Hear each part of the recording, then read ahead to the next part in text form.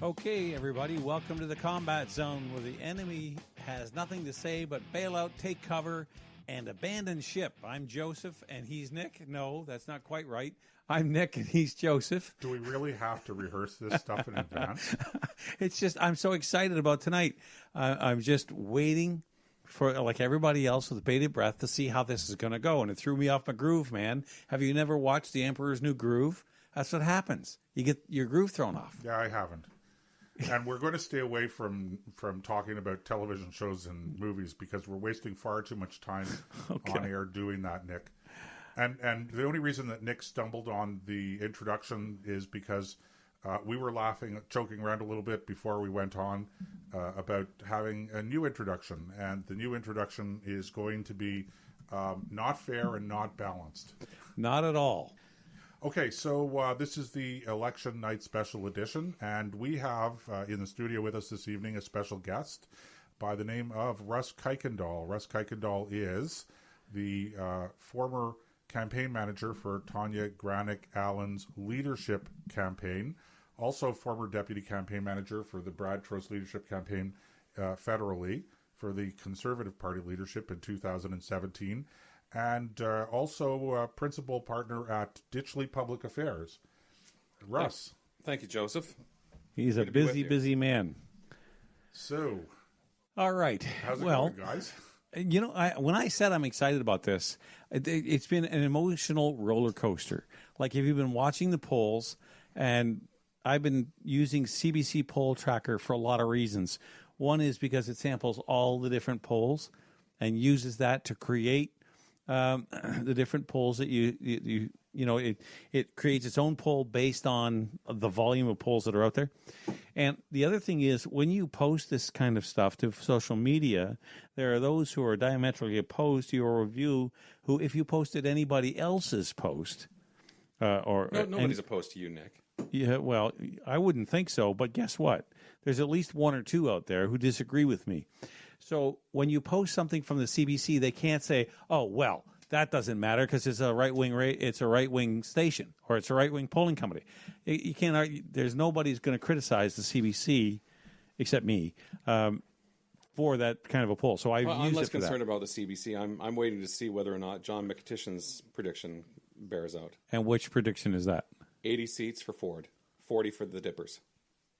80 seats for the Conservatives. And how many for our good friends, the Liberals? Not very many. You need the to remainder. The remainder, 80 and 40. How many seats are there? 137? 122, 124. You know, that's information that we should know. If we were informed, we would know that. Before we were going on the air, Nick, come on. Yeah, you're right. You know, you're leaving the technical stuff up to me, and it's bad enough that we get that screwed up from time to time. Okay. So, anyway, there you go.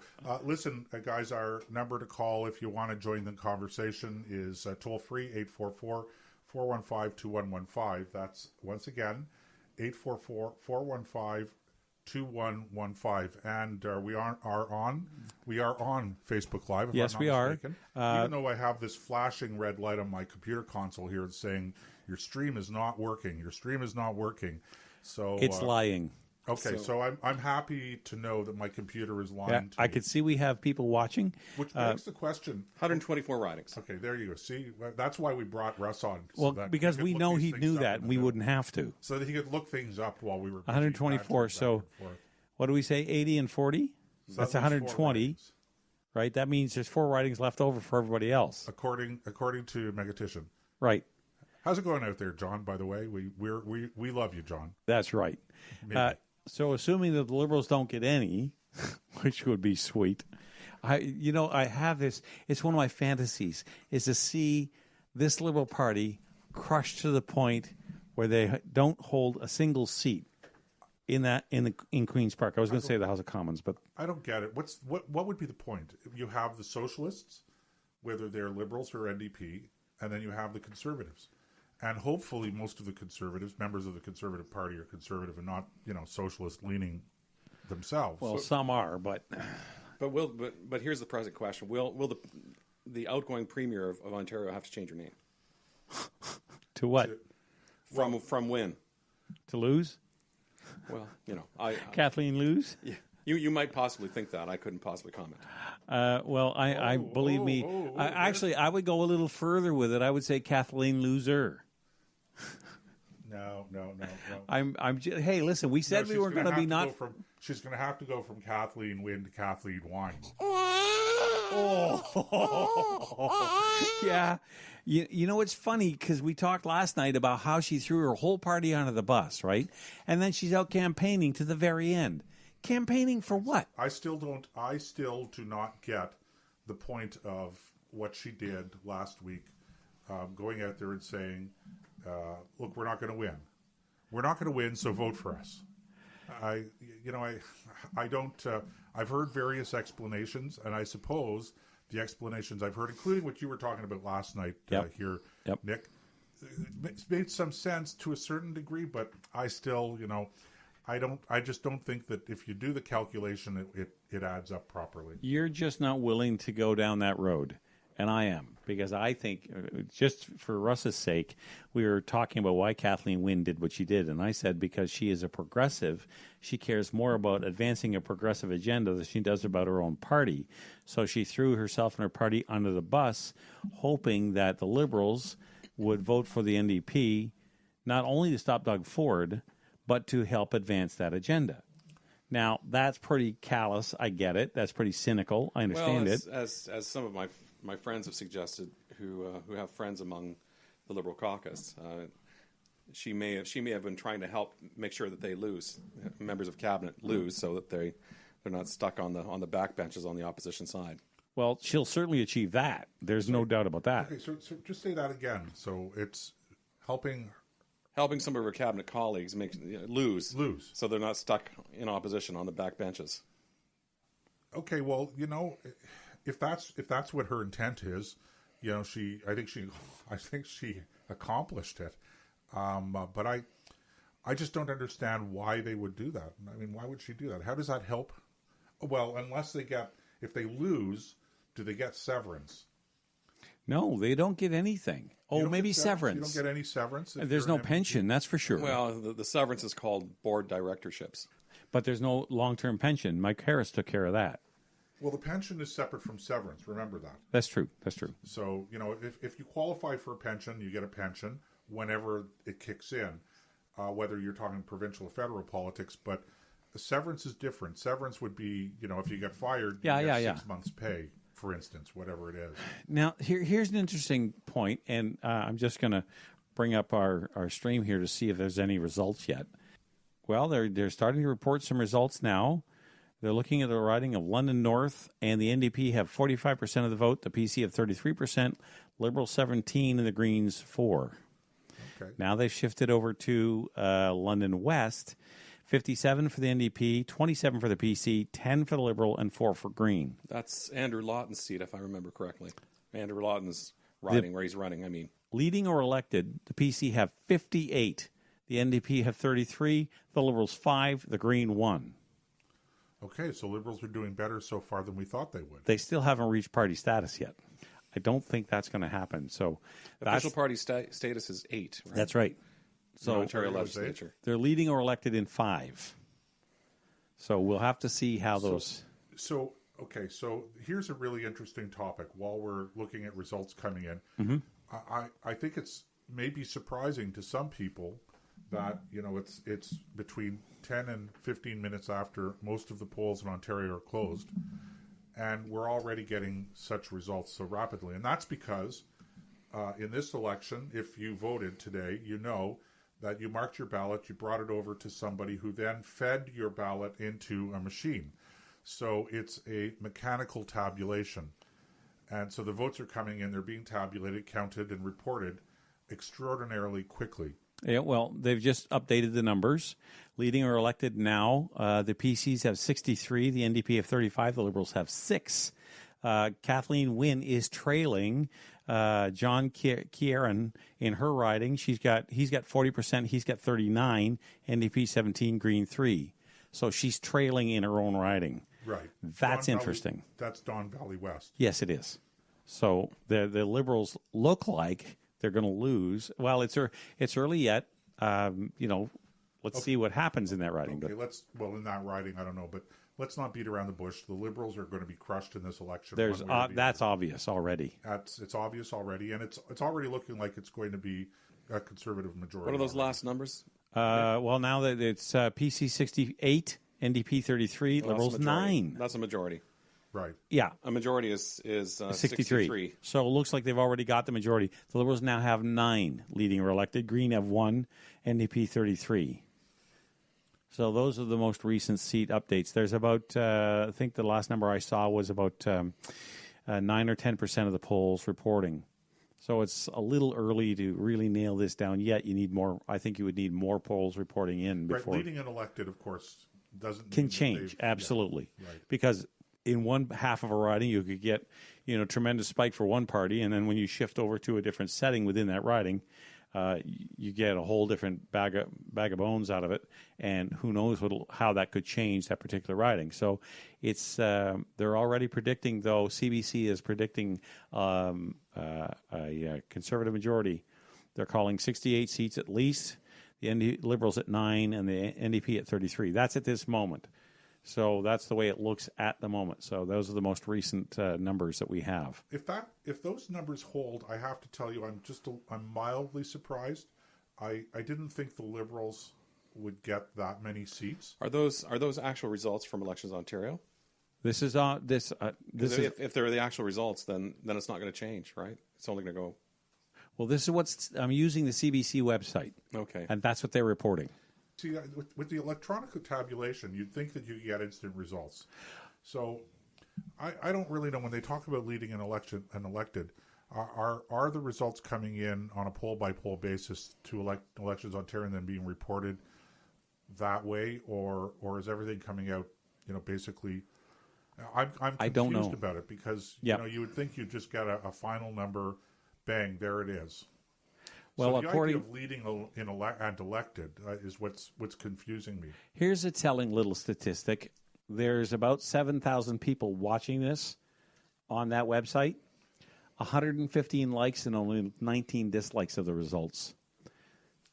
This is the CBC website? Uh-huh. I can't believe that we are on air, online. I know. We're promoting the CBC website. Well, I'm not promoting it. I'm just using it. We paid for it. We might as well use it. Well, I'm not complaining. Yeah, I can't help but observe the irony in it. Now they're leading and elected at 72 for the PCs, 35 for the NDP. Liberals are down to 6, and the Green have 1. The Green Party's got 1. Yep. What about the Trillium Party? No mention. No mention of the Trillium. No mention. I haven't seen anything from that riding either. Okay, so and the Trillium Party has 1 member of the provincial legislature. That's Jack McLaren. Jack McLaren in Carleton, Canada. Right. Canada Carleton. So, do we have any results from Canada Carleton yet? That would be interesting. Because Jack McLaren, remember, was a member of the PC caucus. So let me talk about it appears that there's on the Elections Ontario site it says 1,112 of 8,419 polls reporting. Number of seats won or leading 71. Number of votes so far 376,778. And percentage of votes already counted. CBC is calling it a majority government for PC. They're already calling it. Okay, so I'm confused. How is it that the votes are being tabulated electronically in each individual poll and then being reported by that polling station to the chief returning officer, or how is this working? Because it just seems to me that you should be getting instant results that are already tabulated. So maybe Mr. Oosterhoff is, by the way, Mr. Oosterhoff is winning his riding. It just flashed across the screen. Okay, I didn't mean to interrupt. Oosterhoff is winning in his riding. Yep, Vic Fideli is way out in front. Okay, no surprises there. No surprise there. I didn't think that would be the case. A strong candidate. And they have taken 1 seat from the PCs and given it to the NDP. Which you're going to see this as the polls come in. You're going to see, a seat or 2 change back and forth, especially in really tight races. Right. What riding is that? Do you know? Doesn't say. It just says PC 71, NDP 36, Liberal 6, Green 1. And they're putting up the numbers so fast on the CBC website that you can't really tell Like, here's one with it's gone already. I didn't even get a chance to read they're not leaving it dwell long enough for you to, like in Ottawa Centre, Joel Harden looks like he's winning that over Yasser Nakvi. And So that'll go NDP. He's NDP. Yep. Okay. Ottawa South, John Fraser is winning, but by about 600 votes. So John Fraser is ahead in Ottawa South. And Natalie DesRosiers is ahead by about 1,000 votes in her riding here in Ottawa. Ottawa West Nepean is going NDP. Ottawa West Nepean is going NDP. Yep. Okay, so that has to be a strategic voting move. I think so. You're getting some other reports from like Parkdale High Park. That's going NDP. Norm Miller down in Parry Sound is going to win that one, or looks like he is, for the PCs. Randy Pettipies is winning easily in Perth Wellington. Right. Peter Kawartha is going to go PC. He's winning by 1,400 votes. And the PC candidate in Don Valley West is marginally ahead of Kathleen Wynne. Yeah, that's a tight one. They haven't. So she might win. She might pull that one out God. of They just showed Renfrew Nempissing Pembroke. John Yakubuski is ahead by 4,000 votes. How many polls are reporting? Or, well, we don't know. I didn't get a chance to look. Yeah. Richmond Belinda Hill. Karahalios in Cambridge is comfortably marginally ahead. Okay. Yeah, St. Catharines is going NDP, no surprise. Sarnia Lambton is going to Bob Bailey by about 6,000 votes. That's a little PC riding. Right. Randy Hillier has over 50% of the votes counted so far. Yeah, that one's done. Sault Ste. Marie is going blue. Scarborough Agincourt is going blue. Eris Babiken is the candidate there. There's a tight race in Scarborough Centre with Christina Mites leading, but there's not enough of a margin there to call that. Scarborough Gilwood is going PC, but it's under 1,000 votes. Christine Elliott is comfortably ahead of Newmarket Aurora. I'm not surprised to hear that. Raymond Cho is winning. I didn't see the riding, but he's PC. The NDP are winning in Scarborough Rouge Park. Scarborough Southwest is also going NDP by a lot. They've got about a 3,000-point lead there with 30% of the polls reporting. Simcoe Grey, Jim Wilson is winning by 10,000 votes. Simcoe North, no reports. No polls reporting yet. That's Jerry Marshall's. Chris Glover is winning by about 500 points in Spadina, Fort York. Stormont South, Jim McDonald in Stormont Dundas, South Glengarry is easily winning down there. Let's see, he's PC. The NDP are going to take Sudbury with over 4,000 votes to 1,800. The PCs are winning really easily in Thornhill with over 11,000 to 4,000 votes over the NDP. It's showing no results yet available for York Simcoe, where Caroline Mulrooney That's is be running interesting. for the Ontario PCs. Thunder Bay is a tight race between the NDP and the Liberals. It's way too soon to say. That's within a few hundred votes either way. The latest count is now PC 68, NDP 41, Lib 7, and Greens 1.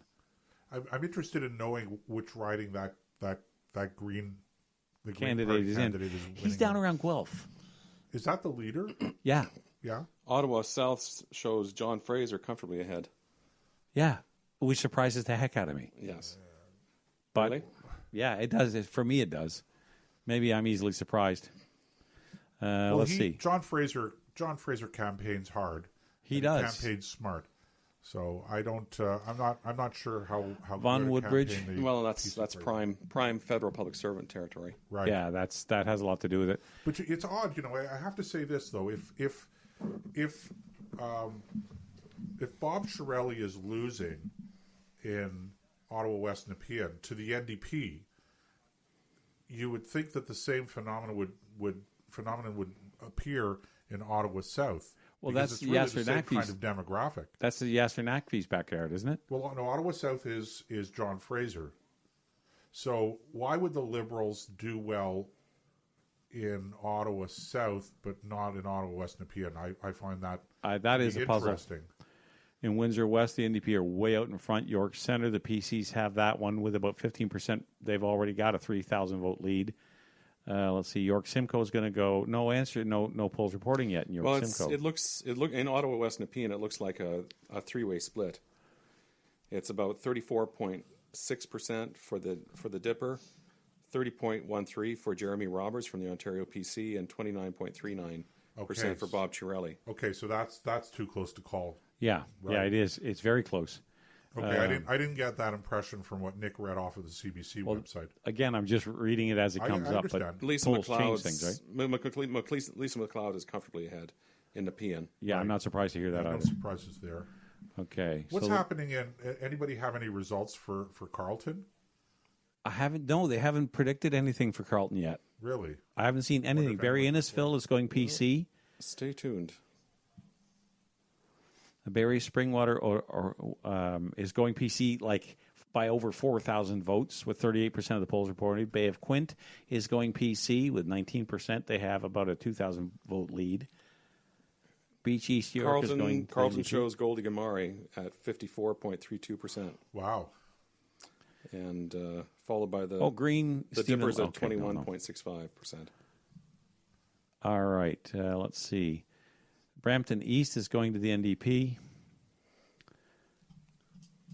Mississauga Malton is going to the PCs. Brampton North is going to go to the NDP. And I'm just looking at the gaps between them at this point.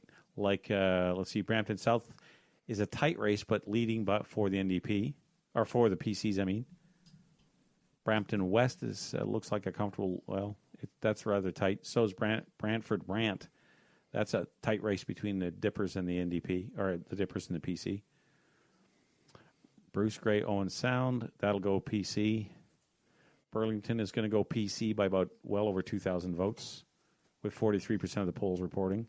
22% down in Cambridge. That looks like it'll be tight, but it probably will go PC. Goldie Gamari, 11,000 votes to 4,500.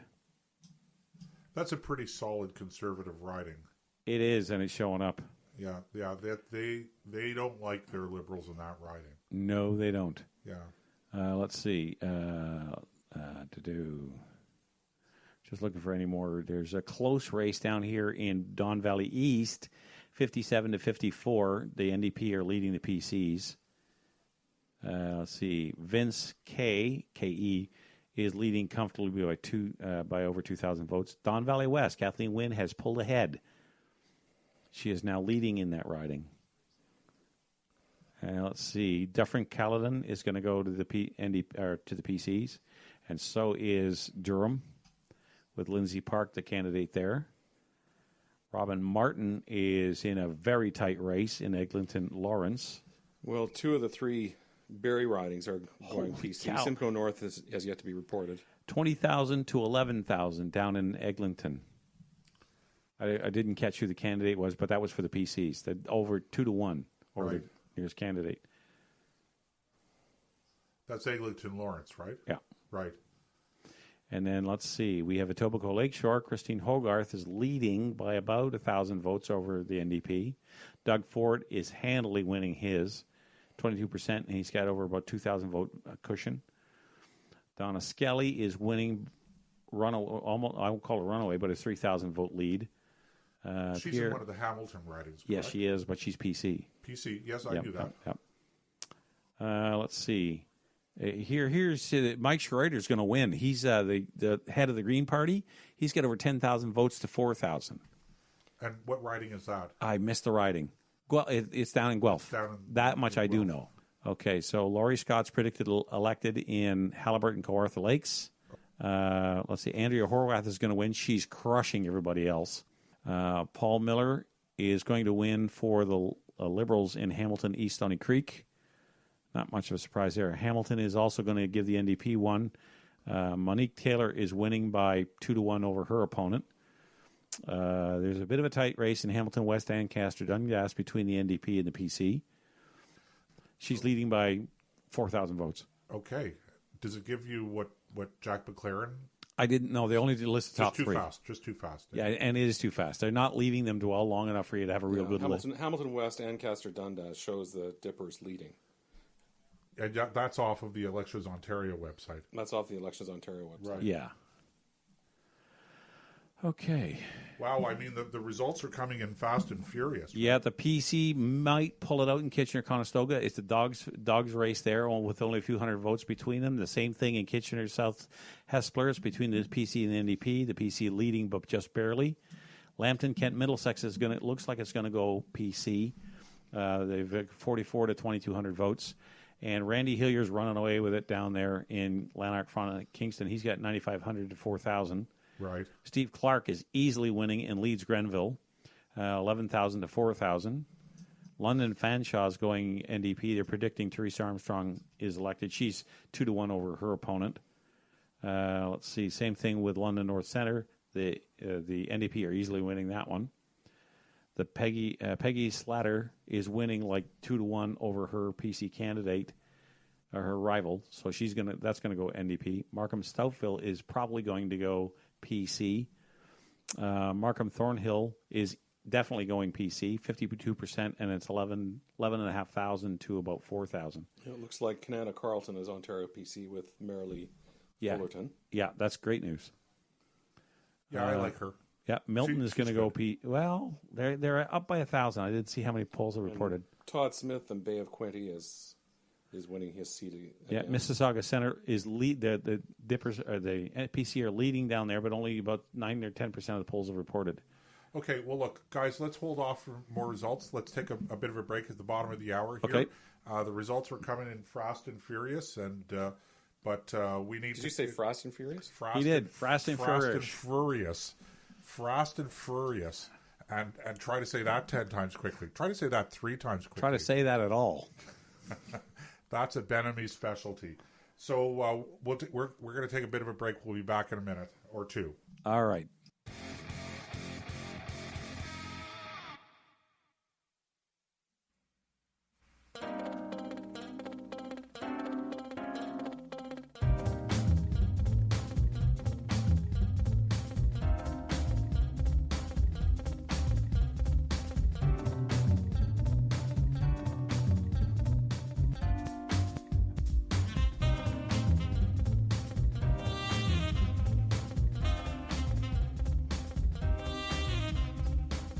Okay, we're back in the combat zone. I'm Joe, he's Nick, and you'll notice how I got that right, unlike Nick in the previous segment, who accidentally called himself Joe and me Nick. So, yeah, I don't know, maybe we should reverse that.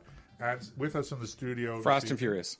Pardon me? Fast and Furious. Fast and Furious. See, this is one of those things that they're not going to let me off the hook on. No. And by the way, that was Russ Kuykendall, who's a guest in the studio tonight, and I guess we can now pretty much call it. It's going to be a conservative majority or a progressive conservative majority in Ontario under Doug Ford. So Doug Ford is going to be the new Premier of Ontario, and I don't think that the NDP is doing quite as well in seats as we anticipated they might, and I think the Liberals are doing a little better than we anticipated they might. So it's looking like Kathleen Wynne might be elected in her riding of Don Valley West. Very tight race.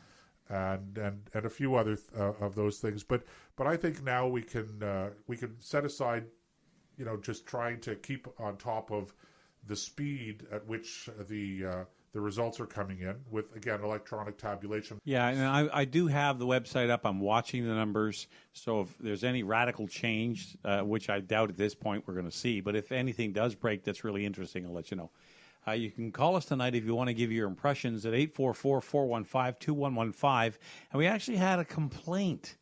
Somebody was complaining that we were using the CBC website. Well, my attitude is, look, we paid for it. Once every 4 years, I'm going to use it.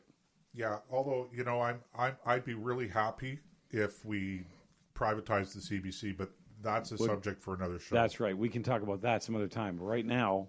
So one of the interesting things about having Russ here is that he has a wealth of experience actually working in government, working in opposition, and then working in government and being involved in the transition. So, Russ, why don't we talk a little bit about, what's involved in transition? What are the kinds of things that the Ford people are going to have to think through? What are the things that we can expect as the public? Walk us through it a little bit. There are two groups that are going to be going 60 miles an hour starting now. And that would be the public servants, although I would be very surprised if the Ontario Public Service wasn't already doing a lot of planning and based on the assumption that there's going to be a change of government. And so the Ontario Public Service will have some things ready for the new ministers. And the other group that will be moving very quickly is the transition team. Sometimes the transition team is involved in cabinet picks, but typically the transition team is mostly concerned about staffing, political staff for the ministers' offices, and other matters connected with the transition. Likely there will be a meeting fairly quickly between the senior public service and those who are designated by the premier designate, and it appears the premier designate is Doug Ford, and to iron out what comes next. Mr. Ford, as premier designate, will be busy crafting the new cabinet. When Sir John A. Macdonald was asked what his occupation was, while he was prime minister, he described himself as cabinet maker, and really that's job number one for Mr. Ford as premier designate is cabinet maker. Now, when you hear terms like transition team and the two different groups that you described, who are the people who make up those transition teams? Whomever Mr. Ford has designated. So his confidants, the people that he's relied on to get him this far, people that he thinks he can trust. Well, it's whomever Mr. Ford has designated, whomever he decides that he wants on the transition team. You've got a future as a diplomat, you know that? Well, it's really up to him. It's I wouldn't say that we live in a dictatorship, but in certain matters, it really is up to the leader, constitutionally and otherwise. It will be up to the premier designate, Mr. Ford, as to who is on his transition team, and then the transition team will make recommendations in respect of especially chiefs of staff. I'd be very surprised if the chiefs of staff were not more or less handed to the new ministers. And in fact, some new premiers, new prime ministers have made as a condition of their being appointed to cabinet that they accept the person suggested to be their chief of staff. So will there be some job losses tonight? Will the heads of departments be shuffled out the door in place of ones that can work with this administration? Well, tonight there will be several hundred Liberal Party of Ontario political staff crying in their beer or beverage of choice. Their days their days are numbered. They will. And there we have it, and it's not easy. You know, I've been there, and it's not fun. But this is the reality of public life, of political life. Life as a political staffer, and if you can't do the crime, well, don't do the time. Yeah. So, because that was my next comment, they must have seen this coming. I mean, if you're around politics at all, you know that every government has a shelf life. 15 years. That's a long time, and I would guess that any political staffer who was in one of the earlier mandates, say one of the three McGuinty mandates or the first couple of mandates, because Premier Wynne picked up in the middle of a McGuinty mandate. Right. I'd be very surprised if any of the original senior staff are still kicking around. My guess is a lot of them transitioned already to the Trudeau government. Yeah. Well, it'll be very interesting come tomorrow down there. When will he actually walk through the doors of Queen's Park and have his first meeting? Well, there will be meetings tomorrow. I'd say the first order of business for Premier Wynne, the outgoing premier, will be the last cabinet meeting for the Liberal government. That's when you hear some crying. And typically, I've not sat in on a last cabinet, but I've heard about one or two, and they tend to be pretty philosophical when there's been a loss. And I'd be very surprised if you saw anything very differently. I was hearing from, as I said earlier, that one or two fairly senior cabinet ministers in the Wynne government were hoping that they would go down to defeat in their own ridings, so they wouldn't have to be sitting on the backbenches on the opposition side of the legislature. Well, it looks like they are going to maintain official party status with 8 seats. But By a that's not squeaker. much that's pretty cold consolation. Well, it could be worse. It could be 7. they could have 7 seats and not be an official party in the House. Right. But And be identified as independents, like the Dippers were in federally and after the '93 election, and the old federal PC party had 2 seats, so they were not an official party in the House of Commons federally. Although that official party status is a designated term that's decided by the legislature itself. So, but it comes with funding for staff. Right. But if the Conservatives under Doug Ford are feeling magnanimous, they could collaborate with the other parties to change. Sure, yeah. The legislature, frankly, the premier with a majority mandate can pretty much do as he wishes, within the political limitations of the electorate. It would be so much fun to watch him as his first act to raise the standard for official party status to 9. Well, and there's a lot of powers that can be exercised even apart from the legislature, starting with certain sets of regulations. At the first cabinet that is convened by Mr. Ford, he could have a list of regulations, and the governor and council, in other words, could overturn a whole bunch of regulations that Ontarians don't like, whether it be for small business or I guess I'm struggling to remember how much of the carbon, the cap and trade is statutory and how much of it is regulatory. But anything that's non-statutory and is simply regulatory, it could be struck down very quickly. With stroke of a pen. Very quickly. Okay, well that is good news. With a cabinet meeting and, yes, the stroke of the lieutenant governor's pen. Okay, so let me just bring people up to speed on where we stand. The PCs now have 74, the NDP have 38, the Liberals are still at 8, and the Green have the 1.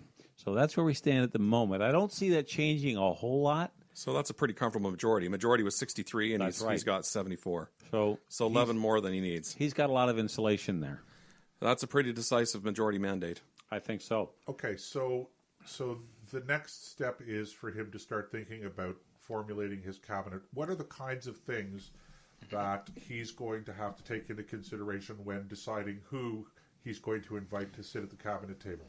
Well, he's got a variety of regions across Ontario. We don't generally speak of Ontario in terms of regions, but there are regions of Ontario. There's the far northwest, the far western Ontario, Eastern Ontario, with with towns like Kenora and others, and you have like the Thunder Bay region and the nearer north down towards Sudbury and North Bay, and then Cottage Country, and GTA obviously is a big factor. Southwestern Ontario, the Niagara Peninsula, Eastern Ontario. The Ottawa is a city as well as the rest of Eastern Ontario, and part of cabinet making will be making sure that there are representatives from the key regions across Ontario, and also frankly making sure that there's representation of some key women in the cabinet, and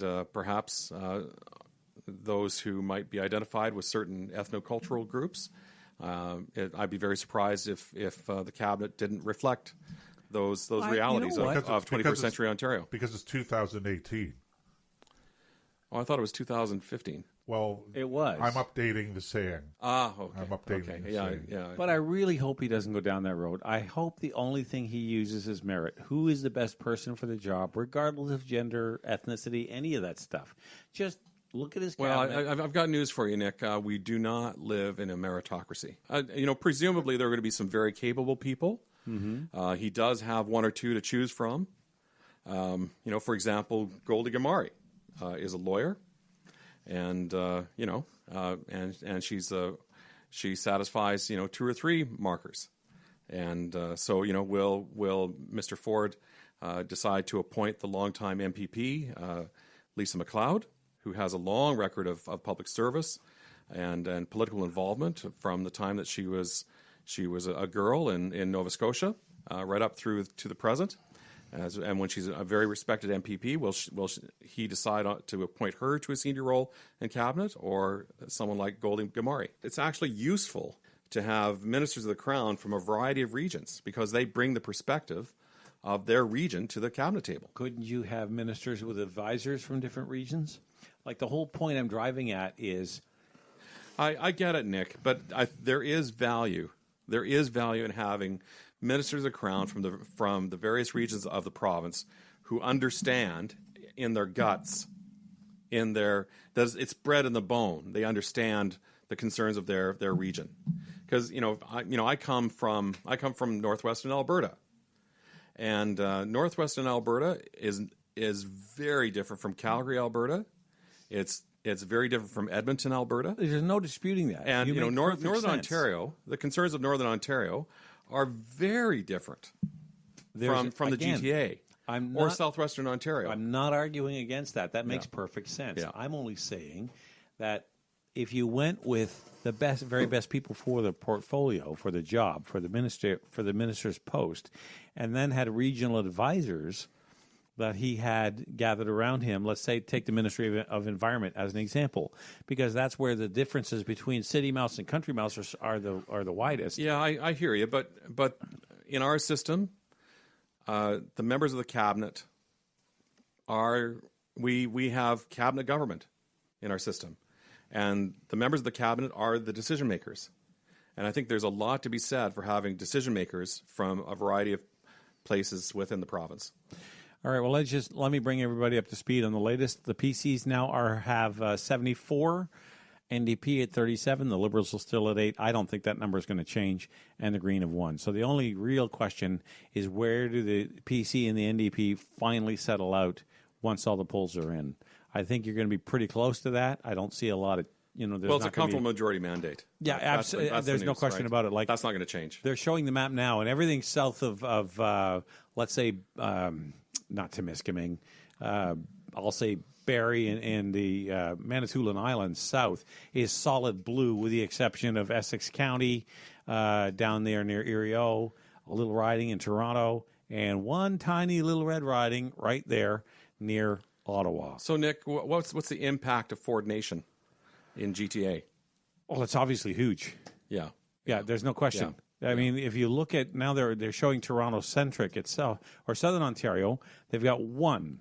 The Liberals have one riding. Everything else is blue with a few orange dots in it. And that's one of the big stories, actually. That's one of the assets that Mr. Ford brought to the table. Right. The ability to win seats that are not traditionally an Ontario PC, but might not have been Ontario PC tonight. So we were talking last night a little bit. But by the way, our guest is Russ Kuykendall. And just want to give you the number to call if you want to get into the conversation again. It's 844-415-2115, toll free. Russ, it was my privilege to manage the leadership campaign on behalf of my candidate Tanya Granick-Allen in the very abbreviated leadership process that we had. We packed a 6-month to 1 year leadership process into 5 weeks, thanks to the resignation of the former leader of our party, and in that, something that was already clear to us, but I think became clearer to others, is that when you start talking about new Canadians, newcomers to Canada who have become citizens, are making their lives, are gainfully employed, have married if in Canada if they weren't already married when they came in, have had children if they hadn't already had their children before they came to Canada. New Canadians are in the GTA are overwhelmingly very conservative. Right. So you're anticipating my question. I was going to ask, who are the Doug Ford, what is the Ford Nation in the GTA? Well, would another leader of the Ontario PC have won that many seats in Scarborough? Not likely. So this really is a historic night. The Liberals are now down to 6 seats, by the way. Just letting you know. So when the Liberals are dropping down, because I don't have the results in front of me, Nick, you have the results in front of you on your laptop. Who's picking up those seats? Are they going into the NDP? There's been one go to the NDP and one go to the PC. Okay. But not the Green Party. No, the Green Party only has one, and none of the other Green Party members that I've seen come across this thing, they're pulling 2 to 3% support. Well, it's good news for the Greens too. That's you want to talk about historic. That is a historic first for them. Yeah. It's the first time outside and refresh our memory as to what the riding is, Nick. It's in Guelph. Oh, it's Guelph. It's just that's Guelph. The riding he was running in. Yeah, the city of Guelph. Well, here's a classic example. Vince Fortier, I can't even say his name, Fiatoro or something like that, is pulling 5% of the vote in, what riding is it? Burlington. I wouldn't have thought of Guelph as being, a green territory. They must have gotten a lot of students from the university out. Probably. I mean, that's about the only place you can mine for votes if you're green. And focused all of their resources on one riding. or well, if they did that, it was smart. Yeah. From that perspective, it is. Because if you get the leader elected, then at least Elizabeth May's got somebody to commiserate with. It makes me wonder if he already had some sort of profile. Again, I'm betraying my ignorance of. No, and that's fair because nobody was even thinking about the Green Party in any way before tonight came along, and we began to see people again. Hey, he might win. Yeah. And all of a sudden, boom, he's won. Maybe in the next segment we can talk about what the mandate letters for certain ministers of the Crown should look like. Well, I have a couple of other you stuff fired. that I want to get into, but I don't want to telegraph. Well, we can save that, but but I'm interested in knowing. Okay, so Russ, you talked a little bit about cabinet making and what's involved in the transition, but Nick asked, I think, a very good question with respect to public servants as well, and who stays and who goes. So, in a transition like this, how far down does the transition drill? Yeah, how far down does that drill go? And how quickly can we actually see any kind of significant change, if in fact there is significant change? Well, even up to, my understanding is even up to, the McGuinty mandates, there was significant transition at the senior levels of the Ontario Public Service. I certainly know that was the case in the last Ontario governments of Mr. Harris. There were significant shifts of deputy ministers that were made. In those days, there was still a fairly large contingent of senior public servants who had come up through the Ontario PC years, the years that the PC party was in power, and so I believe I'm right. I'd have to double check, but I believe I'm right in thinking that the Premier in the Premier's office can have quite a lot to say about the senior levels of the Ontario Public Service, and one might argue that's more significant, that's more important in some respects than who is the chief of staff for the minister. Well, that's going to be a very interesting. The whole thing is going to be very interesting because, as we all know, that when it's really the staff who support the ministers that help set the agenda, it comes down from on high. That's true, but how it's implemented and the way that it's put into motion, is in the hands. It's very important. The public service have access to bodies, frankly, to do the work that is necessary for governing. And the minister's office's primary responsibility is to, on behalf of the minister, is to give ministerial oversight to that department. Right. It's not to run the department so much as give oversight to the department and make sure that the department is carrying out the mandate that the minister has been given in his portfolio. Okay, so just before we go to the break, the latest numbers are PC 71, NDP 41, Liberals are back to 8, Greens still at 1, and there is no other. That's where we stand.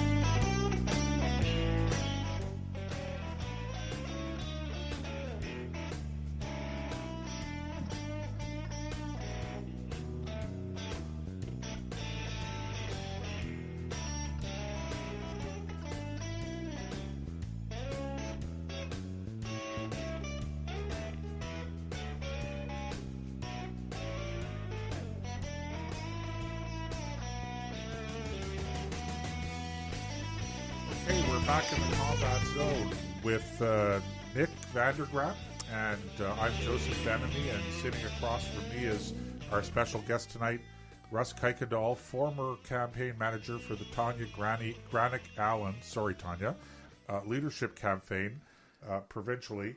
Our number to call, if you want to join the conversation toll-free, is 844-415-2115. That number again, 844-415-2115. And I guess first I have to take issue with your theme music. Okay, see, you like the classical stuff. No. It's blues. Yes, the wrong theme, the wrong point. feeling. Are you well, the blues? Oh no, you know what he's doing? I know what he's doing. Are you sad that Doug Ford is premier designate? No, he's pretending he's a liberal, and he's singing the blues about the fact that not only did the liberals get wiped out, pretty much, but that Doug Ford is not the premier. See, you got to know Joseph in order to get this stuff. I don't feel down with good blues music, especially something that's upbeat blues. So it's more the beat as opposed to the mood for me. And we got a lot of complaints actually for the first couple of times we did the live podcast, Russ, and that was that people really hated our classical music, piano and that kind of stuff. That's because he's picking the music, not me. Well, no, if it was you, it'd be all like Navy warfare music. Well, no, not quite. No, away, God, right? no. I'd have Big Iron by Marty Robbins. I'd have a Pretty Woman by what's his name, Roy Orbison. I'd have a little bit of Queen, a little bit of Styx. We'd throw in some East Coast stuff once in a while. So we know it's going to be a conservative government. Mm-hmm. We know it's going to be a conservative majority. We don't know how many seats yet. Okay. At the moment, we've talked like 7. In the last segment, we talked a little bit about what's involved in the transition, and we can get into that a little bit more in depth. But before we do, I want to raise a topic that was not discussed at all during this campaign, to the best of my knowledge, by any candidate for office, any political party, or any of the political pundits. So you're trying to put our audience to sleep?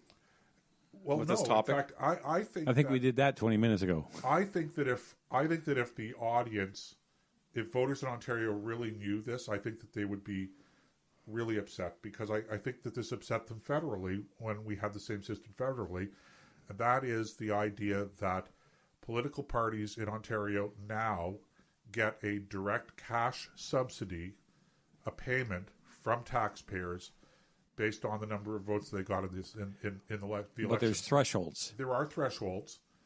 I believe it's 2% of the popular vote across the province, right, for any political party, or in individual ridings. If you reach the 5% threshold in an individual riding, then the riding association qualifies for a subsidy as well. So it's 2 subsidies for the political party, the central party, and for the riding association. And if you reach, as a political party, 2% across the province in popular support, you get whatever the subsidy is based on the number of votes that you got, and the riding associations that are part of your political party also qualify for whatever their subsidy is if they reach the 5%. So you can get this sort of almost like a double dip. Okay. Now, before I know you want to jump in. Yep. Okay, but I want to point out that the Liberals have been terribly decimated in this election. Okay? Well, not just decimated. They were crushed. Decimated means, down by 10. Reduced by 10. Okay. They've been crushed. Okay, so they've been crushed. But if they walk away with 20% of the popular vote, they're going to get a subsidy from taxpayers completely out of proportion to what they actually got in terms of seats. Well, it will be proportional based on their vote. Right, but more importantly, when they were sitting at 20 to 25% in the polls, as we see reflected in the election results, before tonight, they were getting a subsidy from taxpayers that was a proportion of what they got in the popular vote in the last general election, which of course was much higher than the support that they were counting on as we got closer to this election. So is that fair, number one?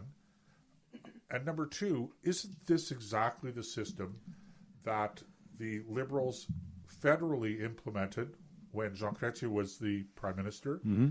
that the Conservative government of Stephen Harper got rid of because it was wildly unpopular. Not only unpopular, but you're right about unfair. Let's take the Green Party as an example because they've won one seat. They've pulled 5% of the popular vote. So they've crossed the 2% threshold. So they'll get a subsidy for every vote that they got across the province. Plus, the leader of the party won by 54% or something like that. He won convincingly. So his particular riding association under this system is going to get another subsidy on top of that is probably out of proportion with the support across the board.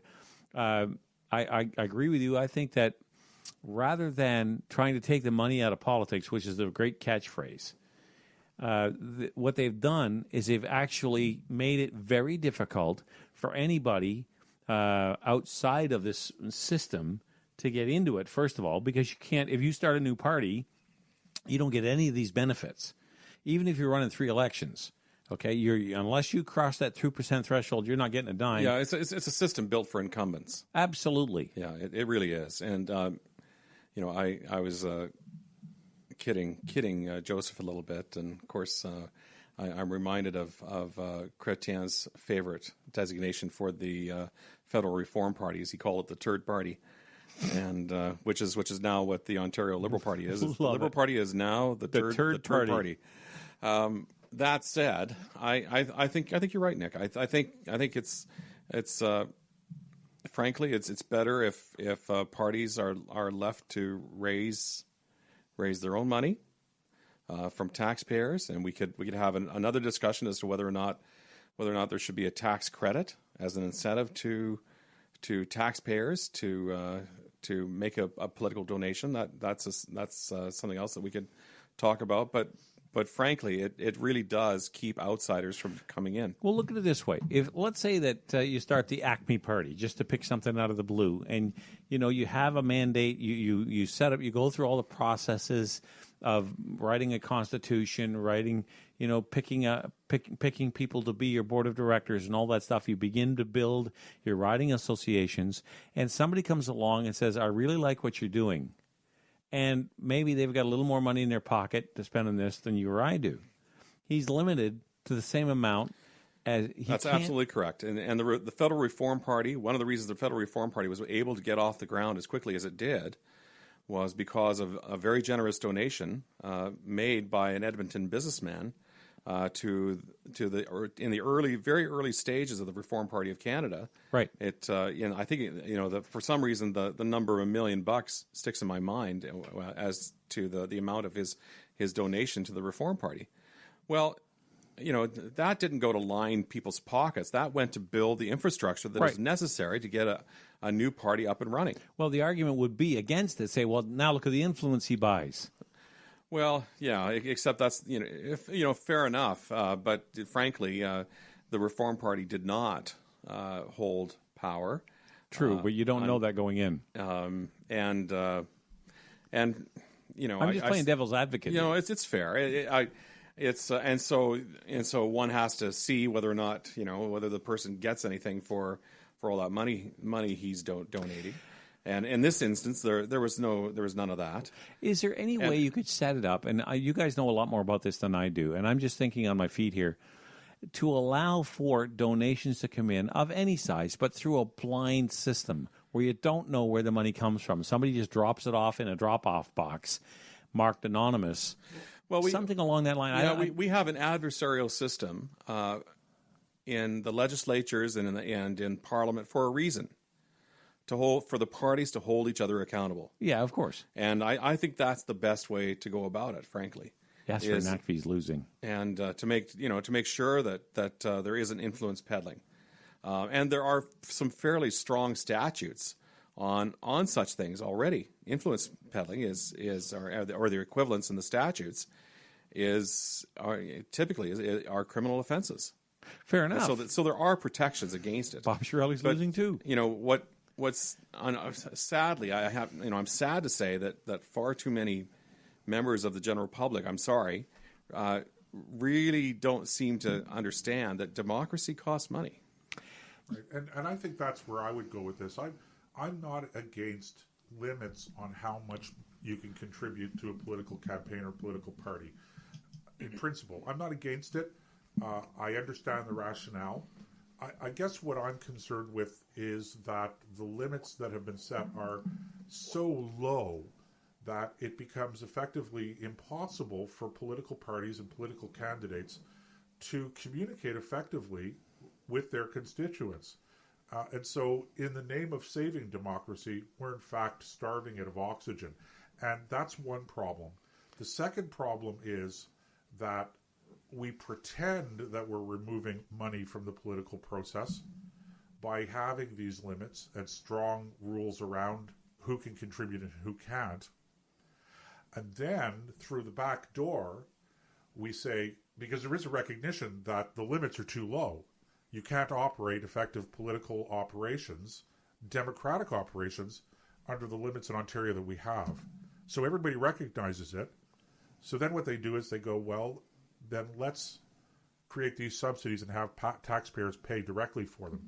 And nobody talks about it. I think that's what bothers me. It's not that we've removed money. It's that we've simply taken the voluntary contribution. Well, money is a reflection of public support, right? Right? Money is a reflection of public support. Of course. Whether that public support is coming from, from a union, or the public support is coming from a free enterprise, a group promoting free enterprise and transparency in government, or whatever it is. Those are indicators of public support or lack of public support. And then we get the situation now where a fellow like Kevin O'Leary, I was just going to mention him. Right, whether you like him or not, whether you supported him or not, that's besides the point. The federal conservative leadership race is in the very uncomfortable and odd position where his campaign was significantly in debt, and he's not the only person, but he's right now the only candidate with significant debt left over that's speaking out strongly on this issue. Right. And Kevin O'Leary is, a man of means, and he has creditors who dealt with him and his campaign in good faith. Right. And he feels, I think rightly, that he has a moral obligation to pay those creditors back. Yeah. And he's prevented from doing it because of the onerous, draconian rules around campaign finance and internal campaign finance. We're not even talking about buying influence in a general election. We're talking about leadership races in political parties that are supposed to be quote-unquote private associations that it's so heavily regulated financially now that a guy like Kevin O'Leary is stuck in the position where he is barred by statute from writing a check to pay his own creditors off. Well, and we have these things called lawyers who can read statutes and pore over statutes, election laws, financial contribution laws, and look for all the loopholes. And trust me, I have yet to meet a statute or a financial regulation in respect of election law didn't have a loophole. That did not have loopholes. And it's the Federal Accountability Act, Federal Accountability Act that was passed by former Prime Minister Harper. It's my understanding that the federal Liberals for the last, going on 3 years, have found every loophole they could possibly find in that Federal Accountability Act in order to make sure that good Liberals are being appointed to the upper reaches of the federal public service. So if you think you're going, if there's one insight that I think that we need to focus on, is that for every law there are 18 loopholes. Yeah, it's impossible to write the perfect law because you're never going to satisfy everybody, first of all, and secondly, that law just doesn't exist. I think the better solution is to rely upon our adversarial system and rely upon the parties to hold each other accountable. That is the genius of our system. Now, speaking of our system, let's get back to Doug Ford for a minute. Okay, so once he's got his transition in place, he's named his cabinet, he's looking forward, he's got 100 days, he's going to be dissecting the books, and God help him, I would not want to be in that man's position. because who knows what horror stories he's going to find.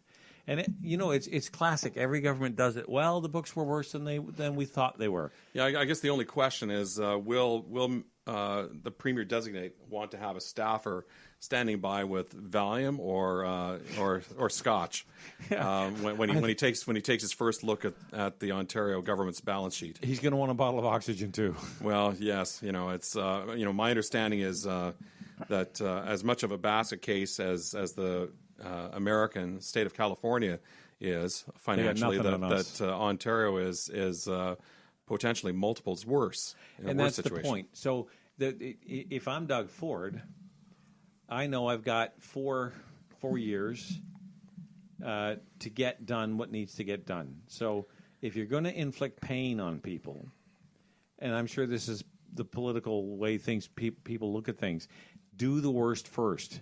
That gives them 4 years to forget it. So whatever you have to do it right up front, right away. But what's his first 100 days going to? I guess that's a long way around saying what's his first 100 days going to look like. Well, as part of cabinet formation, as you say, those first 100 days should be focused on the priorities of his campaign, and among those priorities are deficit and debt. So that needs to be spelled out in the mandate letter. Each minister of the Crown, each new minister of the Crown gets a mandate letter from the Premier addressed to that minister. And in that mandate letter, the Premier will set out exactly what he expects that minister to accomplish in his or her portfolio over the life of his time or her time as the Minister of the Crown, for whatever portfolio that is. And presumably the Minister of Finance and the President of the Treasury Board certainly will be tasked with addressing deficit and debt. Would you want to be Minister of Finance in this situation? No. Would you want to be President of the Treasury Board in this situation? Wow. Speaking of Valium and Scotch, and hopefully not marijuana, it's going to be and the other ministers that may have some real challenges on their hands. It's not clear to me who is the minister primarily responsible for energy. Presumably it's the Minister for Energy has some responsibility. Yeah, but there's no. But I'm guessing the Minister for Environment has some responsibilities in terms of cap and trade. I have to apologize. I'm not as familiar with the ministerial responsibilities as perhaps I should be in Ontario. But though one or both of those two ministers will, in their mandate letters, presumably there will be something about cap and trade. There'll be something about hydro rates. So he's going to have to go down the election promises list and tick them off. Right, and those will be written into mandate letters. And so certain of those promises will be a shared responsibility of say, one or two or maybe even three ministers will have a shared responsibility with one of the two or three ministers having lead responsibility. That's often how the mandate letter is phrased. And on healthcare, that's another mess. We are now in the bulge of the baby boom. If the baby boom started in 1943 or 45 and ended around 1960, people born in 1953 are reaching retirement age this year, which means that those born in 1943, 44, 45, up through 52 have already reached retirement age, which are the peak years for voting, is true, but they're also peak years for usage of the healthcare system. And that's going to take 10 or 20 years to pass that for that. And by bulge, I mean a population bulge. Yeah, I know what you mean. Yeah. And that's going to take maybe a decade or two before we see the backside of that, and those people inevitably, of course, will pass on. Well, a lot of folks are living into their 80s, right? Well, that's 90s. That's also. Do you know the story about why we ended up with 65 as a retirement age? Yes, I do. Okay. So why don't you tell it, Nick? Because the guy who brought the whole pension retirement age thing up out of von Bismarck didn't think that anyone was going to live to 65, so he felt it was safe for the state to pick that because he wouldn't have to pay any money out anyway. They'd all be dead by then. Well, and initially, old age benefits in Canada were paid out of a surtax on income tax in Canada. That's also true. But that's the origin of this idea of 65 being the retirement age. Otto von Bismarck's responsible for it. There's a little bit of history, I know. But wasn't he more than 65 years old when he brought that in? That doesn't matter. It doesn't apply to him. He had a guaranteed income for the rest of his life. What did he care? Yeah, those Germans. Yeah, they caused all kinds of problems. Anyway, but I love my German neighbors. I love my German friends. They're great allies now. As he says, trying to dig himself. Pause. I know, as he says, as he's busy trying to dig himself out of a hole he just dug. What I hear you saying is beware of the Prussians. Well, that's a great question. Would Otto For another von time. Bismarck have considered himself to be German or Prussian? Oh, Prussian, first? no doubt. First and foremost, Prussian. For I knew a Catholic priest who was a Prussian, and he ended up hiding during World War II in a monastery. He was an officer. Actually, he ended up in the Czech army, and when all of that fell to pieces, he hid in a monastery and fell in love with the monastic lifestyle, became a priest. Well, Otto von Bismarck is known for many things, and chief among them are the unification of Germany Yep. and big government. Yes, and we've been paying that price ever since. Yeah. Bismarck and Woodrow Wilson. Don't forget, Lenin too, but for a completely different set of reasons. Right. I'm reading a book about those two right now called 1917, Wilson, Lenin, and the Beginning of the New World Disorder. It's a great book. First 100 days. Yeah, first 100 days. Speaking of back Lenin. to that. No 5-year plan here? You know, I guess another big question will be whether or not the Premier Designate includes in the mandate letter for the Minister of Education some sort of review and reform of The Education Act. the Ontario curriculum. Yes. Joseph including and I were talking about that including the sex ed curriculum. But there are more problems than just sex ed in that curriculum. And Joseph, you've been at pains more than once to point out some of the problems with it. Right. We spent a segment on the show last night actually going through a number of the issues that were problems that are part of the curriculum. Oh, shucks, I missed it. You missed it. Well, You guess missed what? a good one. You can catch it on a podcast That's right. as opposed to just live. But yeah, it's the whole curriculum is littered with indoctrinary items, if I could use that term. It's not just the sex ed curriculum, and as I've said before, I think that those of us who are opposed to the curriculum have done ourselves a disservice by focusing all of our attention on the sexual. But it is a problem. It is a There's problem. The no whole question thing about is a it. mess. Yeah. Right. And Joseph and I went over some of it last night. Just to give people the latest numbers, PC 73, NDP 40, the Liberals down to 7, and of course the Green have a seat. Seven So that's seats. 7 seats. So they're now one 7 below. is better than 2. Yes, but it's not as good as 8. Well, I don't care whether they have 8 or not. I know. I'm just enjoying. So has Kathleen Wynne been reelected in Don Valley West? Do you know? Think so. Yeah. I haven't seen anything about her come up. She was on stage giving a speech. So if Kathleen Wynne does hold her seat, Probably. so how long will she stick around? Oh, she'll probably. Will she do an instant resignation if like she's smart, she will. like Jim Prentice did in Alberta? I think if she's smart, she will. She'll walk up to a microphone on Monday and say, "I'm all done." Well, I'll tell you, the Albertans were not happy with Jim Prentice when he resigned instantly after the general election loss. Who cares? She's third party status. Who cares? Is that true? I didn't know that, Russ. A About lot Jim of Prentice? Albertans were very unhappy with Jim Prentice when he announced his But that's resignation Alberta. from the legislature on election night. Yeah, but how badly did his party lose? Badly enough. Like the this? fact- well, no. hang Yeah, on a yeah. second. The fact Actually, that- yes, yeah. the Well, fact- maybe not that bad, but But the fact that the Conservatives lost in Alberta, That's true. period, was a bit of an earthquake in and of they've itself. been in power since 1971. Yeah, that's nobody ever thought in the country of Peter Lougheed that you'd ever see anybody but a PC government, and I think that's probably what sunk them was they got cocky and arrogant and thought that they were undefeatable. A politician, cocky and arrogant? I know it's hard to believe, but it does happen on occasion. But if I'm Kathleen Wynne or if I'm any member of the Liberal Party, I want her to walk to the podium on Monday and fall on her sword. I want her gone.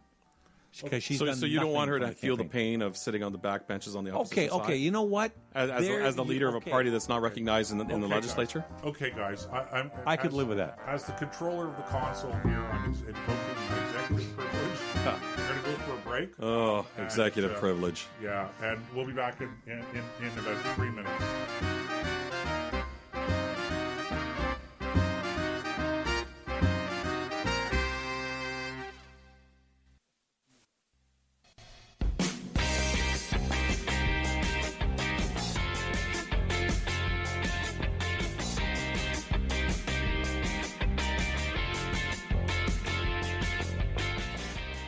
All right, welcome back to the Combat Zone. I'm Nick, he's Joseph, and our guest is Russ. And Russ, how long have I known you now?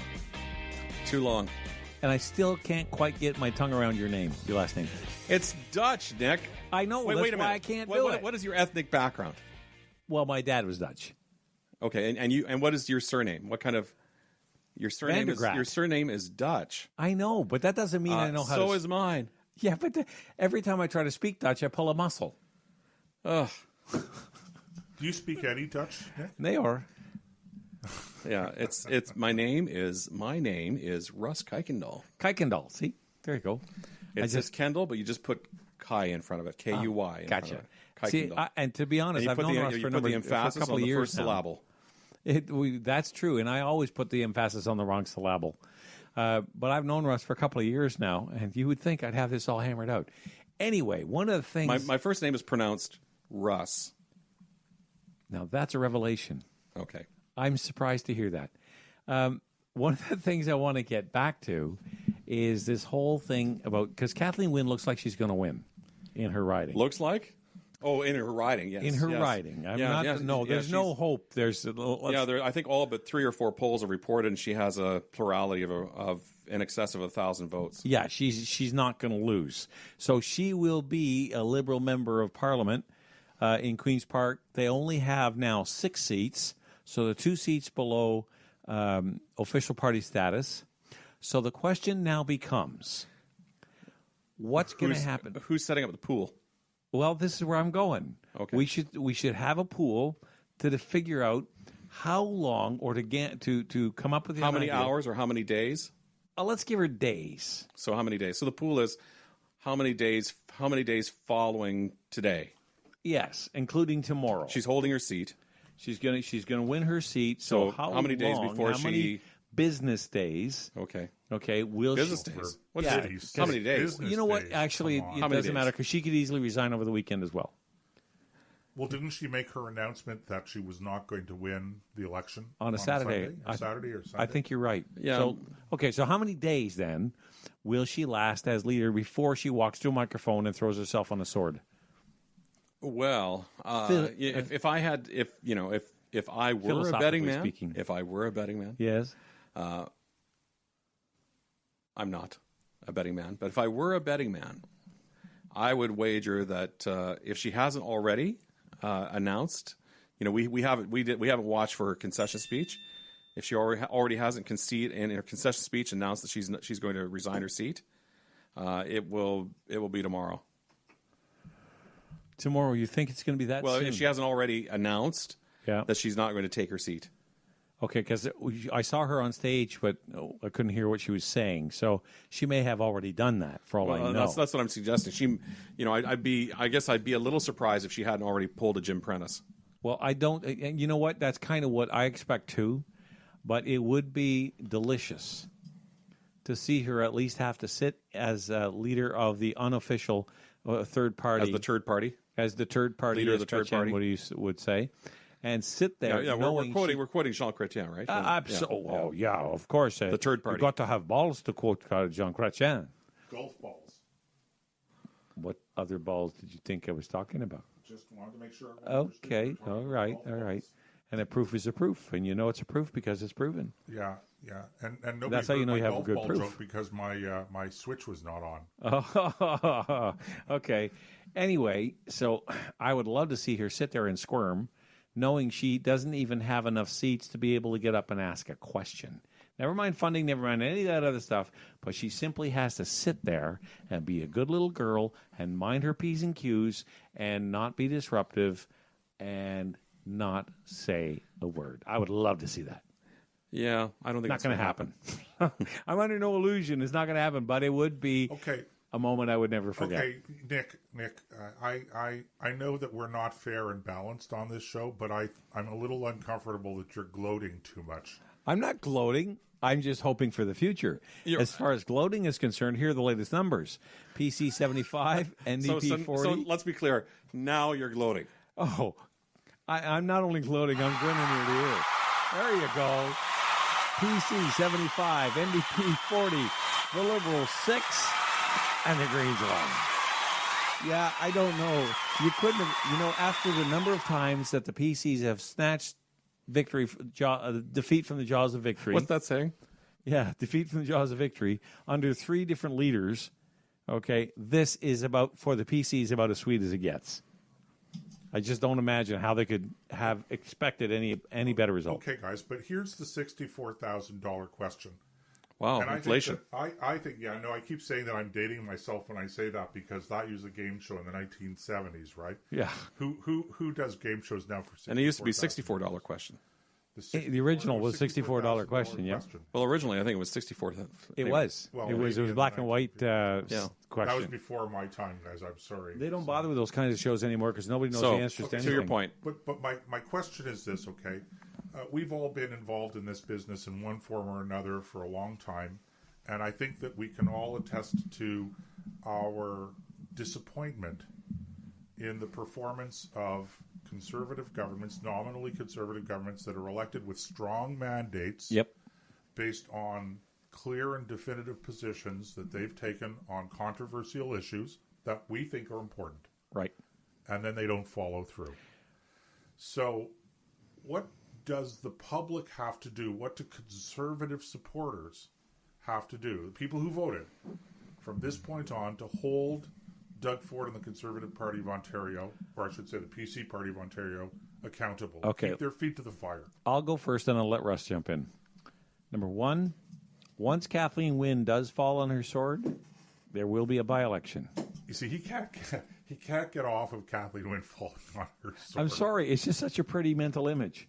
Anyway, I mean that philosophically, by the way. I'm not wishing the lady any real harm. But there's going to be a by-election.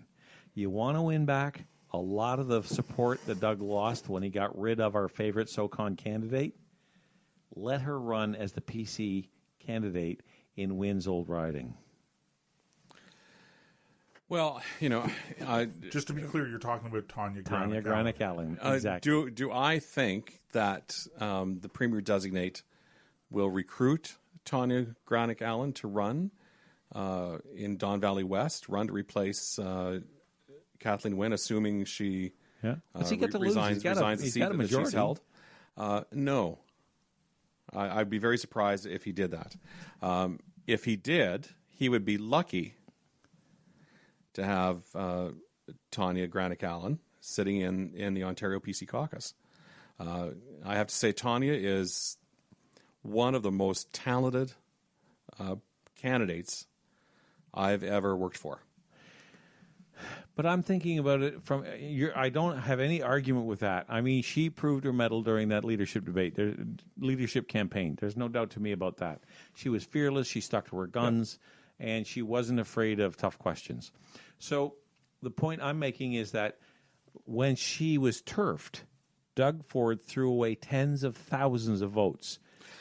Well, I don't know that. I haven't seen the measurements on that. I know there were a lot of people who are not very happy. Mm-hmm. I was disappointed. I was not surprised.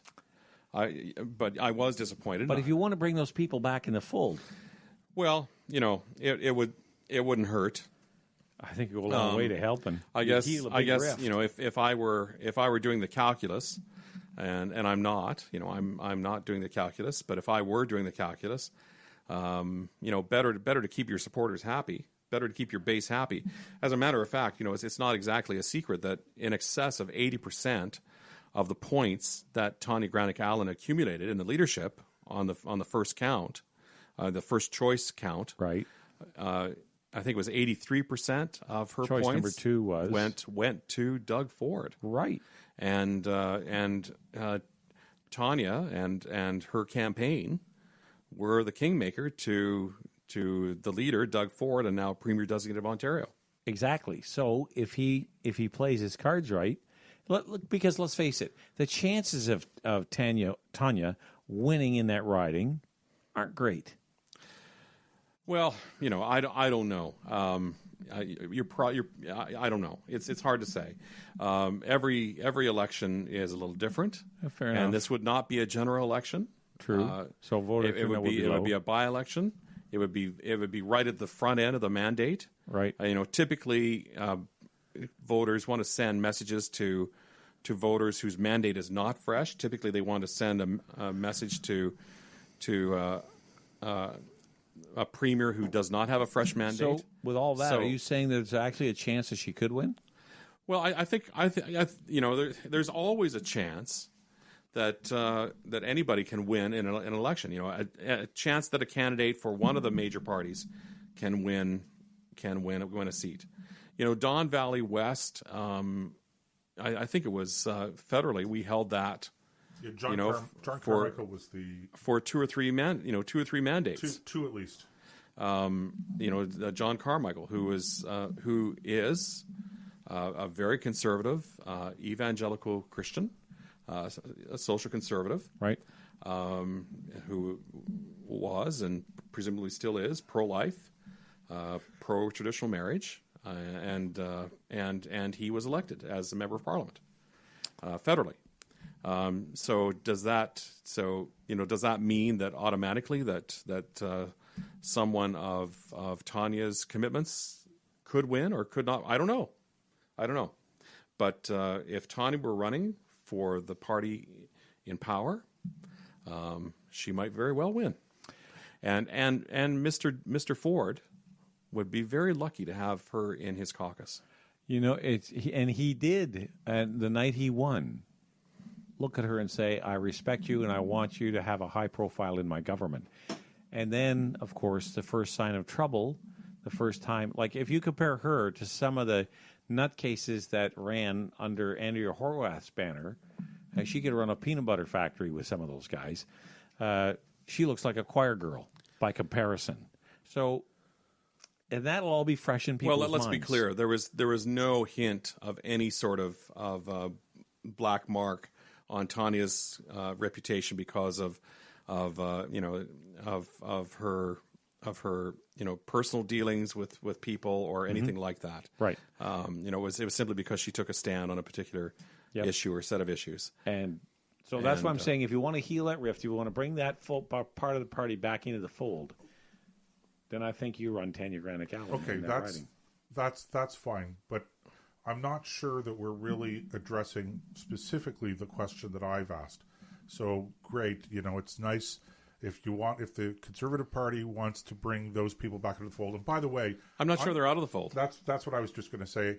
I think that there were a lot of people that in the end who seriously contemplated not voting for the Conservatives under Doug Ford because of what happened with Tanya. I think a lot of those people in the end felt that they had to support Doug because the alternative was just too unpalatable. Well, there are no perfect candidates. There are no perfect leaders. Right. Not one. But the question... And Doug Ford, compared to the alternatives, I mean, right. And Doug Ford brings a lot to the table. So obviously he's got 74 seats. But the question is not what does Doug Ford and the Conservative Party have to do to bring people back into the fold if it's necessary to bring back people back into the fold.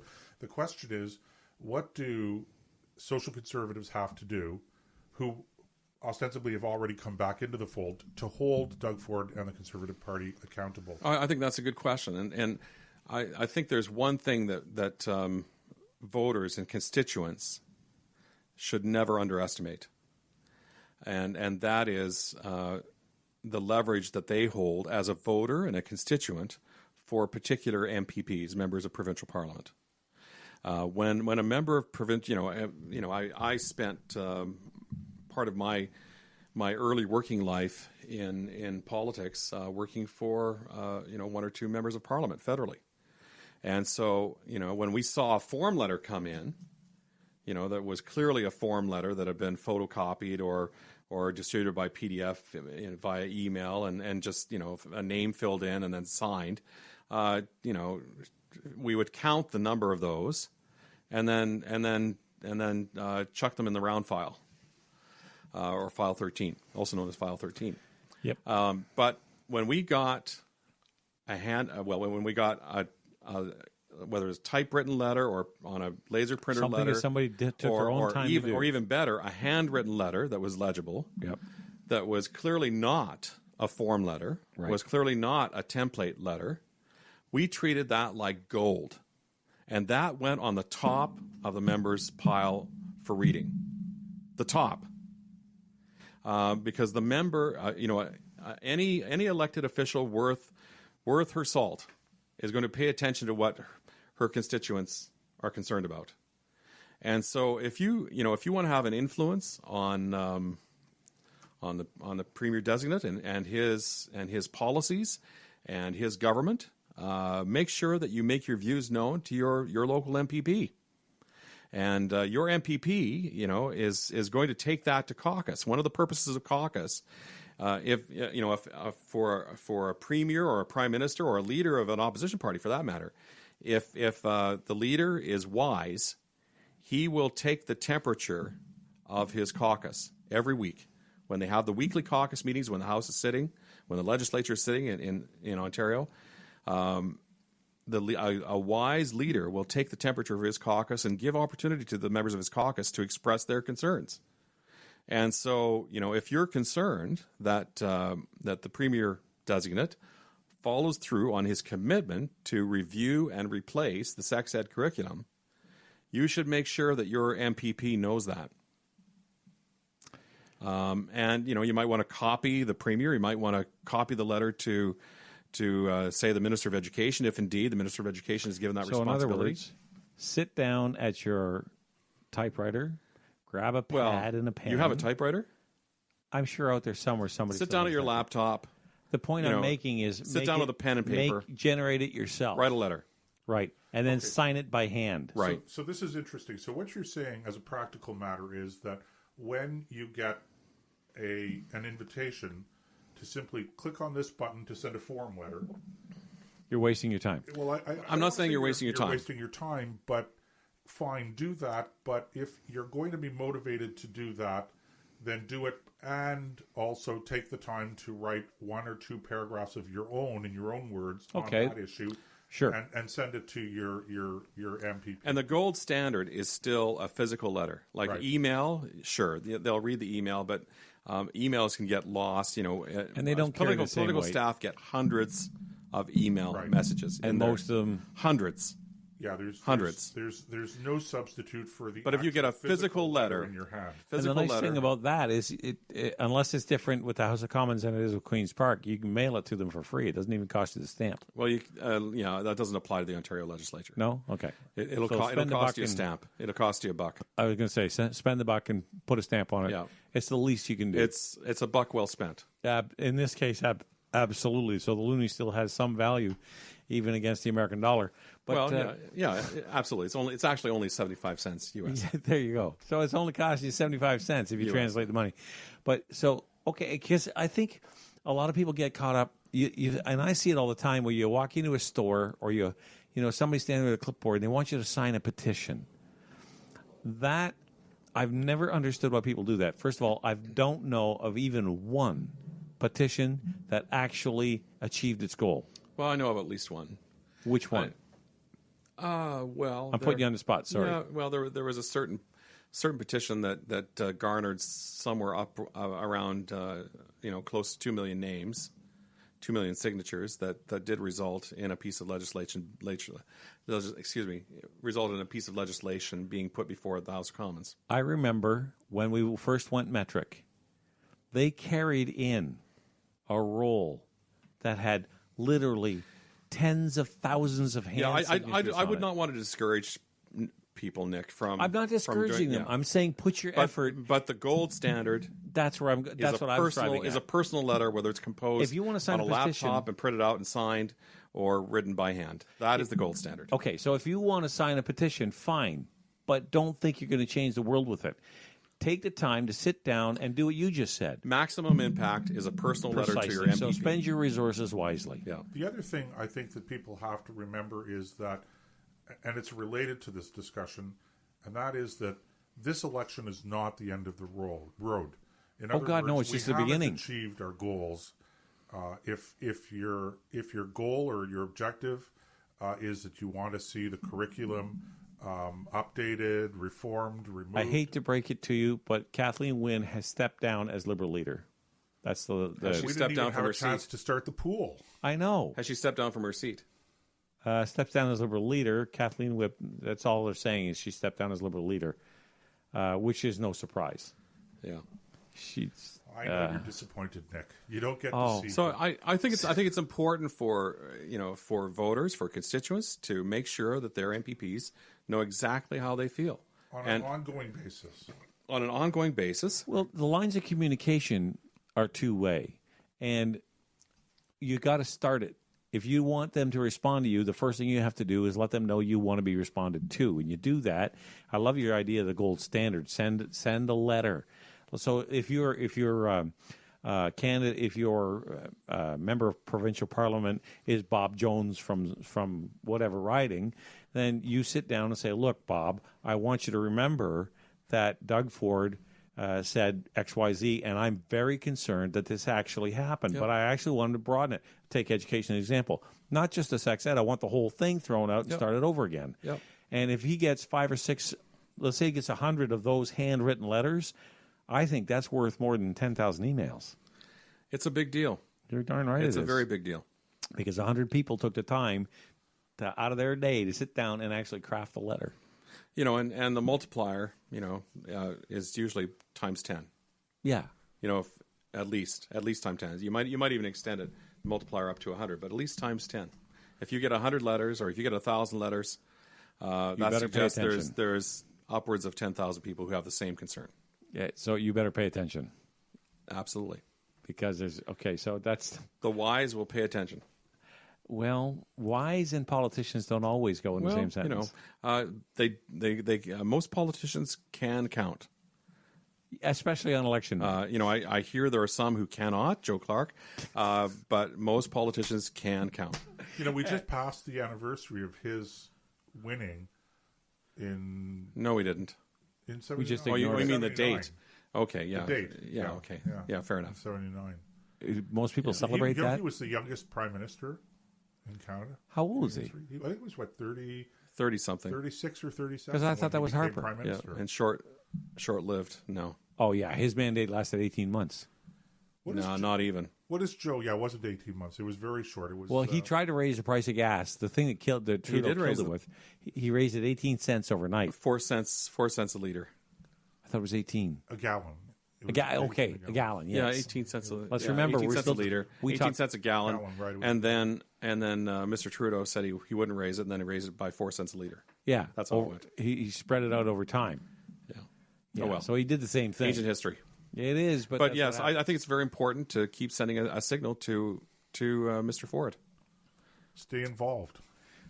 So the seat totals now haven't changed. 74 for the PCs, 40 for the NDP, 7 for the Liberals, and I think that's where they're going to end up. And 1 for the Green. So I think that's what our by-election in Don Valley West. And a by-election in Don Valley West. Potentially. So it would be nice to see the PCs go to 8.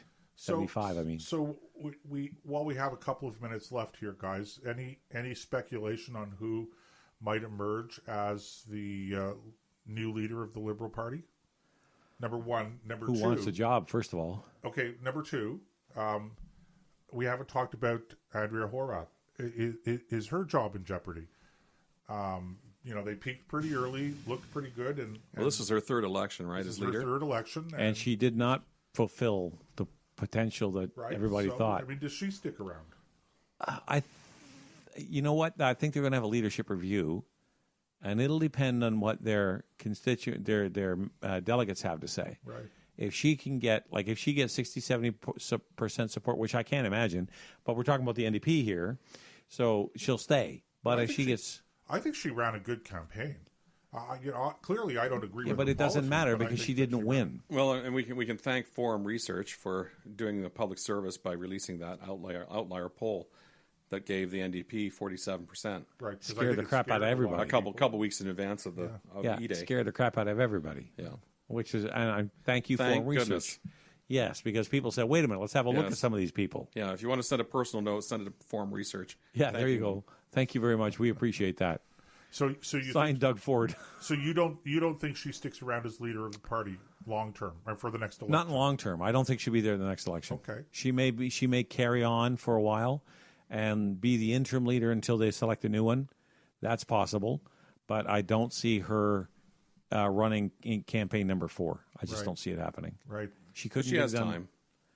She has time. Yeah, It's a majority mandate. Right. She's got she could hold off for a year or two. Oh yeah, there's no rush. That would give the Ontario Dippers lots of time. Right. Oh, they'll be crying in their beer. As much as they're putting on a happy face now on TV, they're crying in their beer. Okay, yeah, but listen. They may be crying in their beer, but let's understand that with that new public subsidy, they're going to be able to afford a whole heck of a lot more beer than they did before. Maybe so. By the keg. Yeah, and all that's true. But they were going for the brass ring, and they missed. I understand completely. You're not wrong. Tonight, at least, they'll be crying in their beer because they didn't achieve it.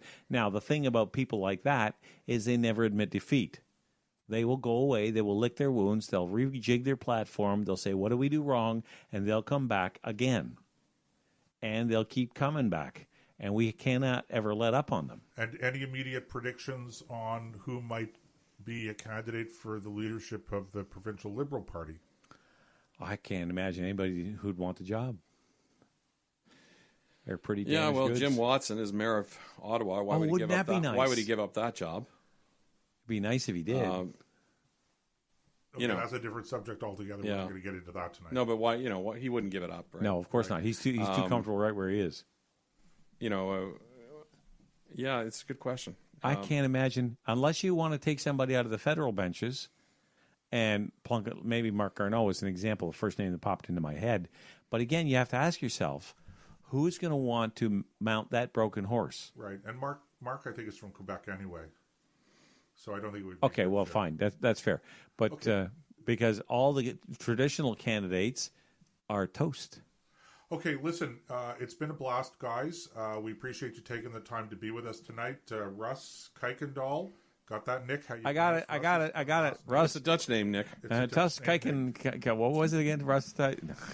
So, Russ, thanks for joining us tonight in the Combat Zone. My pleasure. It was great having you. It was mostly pleasure. It was mostly a pleasure. Tonight it was all pleasure. Okay, guys. So we'll catch you next Wednesday night at 9 p.m. Eastern in the Combat.